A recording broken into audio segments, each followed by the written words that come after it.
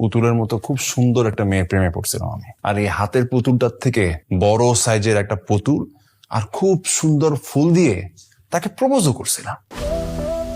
আর সেই প্রপোজালটা যে আমার জীবনের সবচেয়ে বড় ভুল হবে সেটা তো আর আমি জানতাম। আর লাইফে এত পস্তাইতে হইতো না আমার।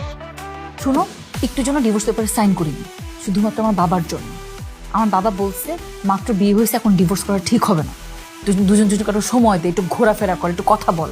এই জন্য বিদেশে আসছে কথা বলতে, কথা বলার এই নমুনা। কথাটা যে বলো, তোমার বুক কাঁপে না? তোমার মুখ কাঁপে না?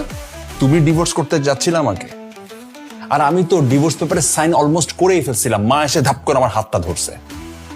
মা শুধু তোমাকে পছন্দ করে বলে। মা বলে না মেয়েটা ভালো, মেয়েটা ভালো। মাকে তো এত কথা বলি না তুমি আমার সঙ্গে কি করো।